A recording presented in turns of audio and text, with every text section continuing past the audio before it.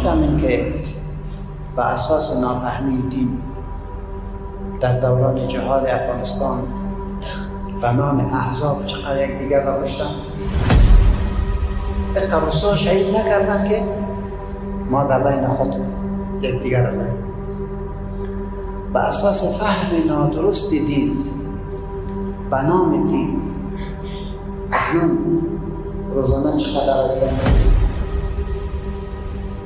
به اساس فهم نادرست دین در خون حضرت علی کرم الله وجهه هم نفر خود را میخوای جنت برود، در خون حضرت عثمان رضی الله عنه میخوای جنت برود،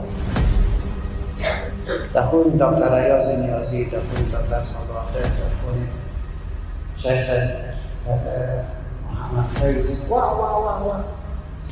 اینا کلشان میخواین جنت برن و جنت در چی میروند؟ در خون انسان، در خون انسان، در خون انسان، در خون. از این خاطر این قضیه بسیار برام مهم بود که ما چطور میتونیم دین را درست بدانیم و هر با دین کج فهمیدیم کافی است که خود را تباه بکنیم و مردم را تباه بکنیم. دین را که کج فهمیدیم سینه از کینه و کدورت چنان پر می باشد، چنان پر می باشد با مجرد دیدن یک انسانی که مخالف با فکر تو است، مثل که بدترین و شریرترین مخلوق را ببینید اما قابل دار میشه، در حالی که تراث ما شما به شکل دیگری آمده است. این میراثی که ما صاحبش هستیم به شکل دیگری است. یکی از شاگردای حضرت امام شافعی رحمت الله علیه یونس است. در یکی از موضوعات امرش اختلاف میکنه. این شاگرد قهر میکنه و مجلس امام شافعی را ترک میکنه. شام حضرت امام شافعی به خانهش میرود. وقتی که خانهش را دقلباب میکنه میگه کیستی؟ گفت محمد است. کدام محمد؟ محمد بن ادریس شافعی.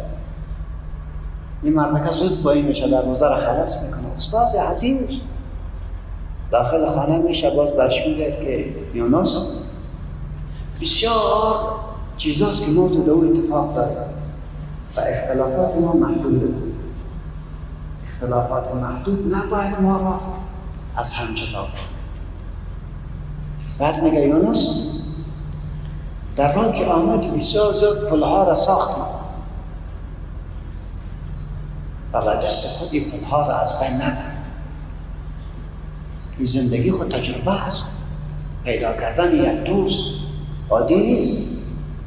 به خاطر یک اختلاف و دو اختلاف را ترک میکنی. بعد میگه یونس همیشه کلام را نقد کن، نه متکلم. کلام را نقد کن. تو متکلم چی کار داری؟ بعد میگه یونس مرض را از بین ببر، مریض را از بین نبر. یونس گناه را بد ببین، گناهکار را بد نبین. گناه را بد ببین. ما خاطر فکر میکنم که یکتب بما ذهب و این قانون یک انسان مؤمن، یک انسان هدفمند است. چنین زندگی طرز شرح صدری که امت ما با او تربیه شده عجیب نیست؟ امام ابو حنیفه رحمت الله علیه لباس و نان شاگردایش داده و علم داده، ولی چنان با وسعت فکر شاگردایش تربیت میکنه که شما را قدری را خلاص بکن. چی میخوانه؟ قال محمد، قال یوسف، قال زلفه، قال شاگردایش هست ولی امرش اختلاف داره و اختلافش به اساس قواعد و به اساس دیدگاه است، نه به اساس کینه و کدورت. در مسجد حرام یکی از علمای بسیار بلند خلاف اهل سنت و جماعت امام زمخشری زندگی میکرد. 10 سال تفسیر داره به نام تفسیر کشاف. از ائمه معتزله است، از ائمه معتزله. در تفسیر کشاف از عقیده خود دفاع میکنه، عقیده خود را نشر میکنه. در مسجد حرام میشینه، شاگرد داره، درس داره، اما عقیده خود نمیکنه.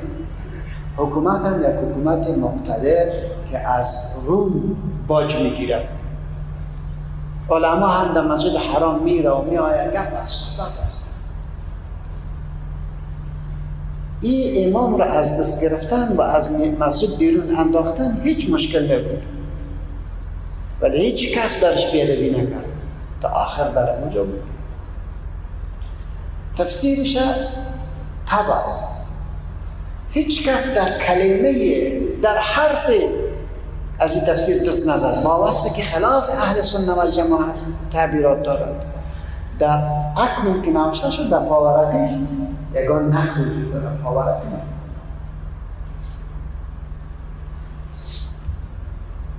ما تراث معتزله را انتقال دادیم، او را ختم نکردیم، دستور ندادیم که کتابای اعتزالی را بسوزانیم.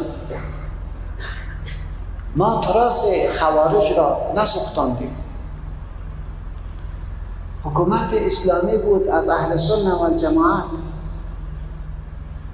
و ما کتاب ها و مدرسه اهل فکر تشیع را از بین نبردیم، اونا را نگاه کردیم. ما این تعدد مذاهبی که شما فعلا میخوانیم، اینا را ظالمانه و جاهلانه سقوط نمیدادیم. کل تراث در حقیقت از ما است. کل تراث از ماست و برای دنیا میفهمانیم که ما با چنین طرز زندگی میکنیم.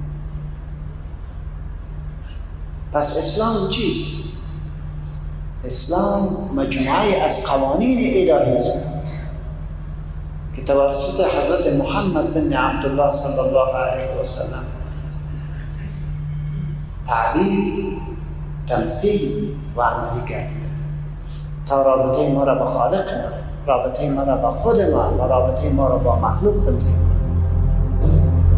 ما تخم نفاق کش نمی‌کنیم، بلکه به تنوع باور داریم، به تضاد باور داریم، به تنوع باور داریم. از جان که چیزی بلند نیست. دین برای تو آمده است. هرگاه جان در خطر گفتم این کلمه کفر بگو، خوبوش کنی خدا نکشی. قیمت ما امروز به اندازه سبک شده.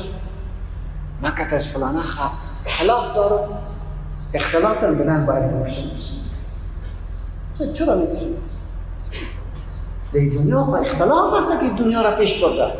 بیا نقد علمی کن، نقد اخلاقی کن، بدیل عرضه بکن.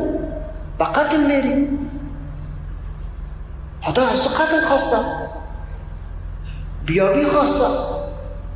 رسول الله صلی الله علیه و سلم طواف میکنه، میگه کعبه بسیار جایگاه عظیم نزد الله دارید. خب حرمت مسلمان، آبرو و عزت مسلمان از دیگر بلندتر است. وقتی که آبرو و عزت از کعبه بلند باشه، خون مسلمان در کجاست؟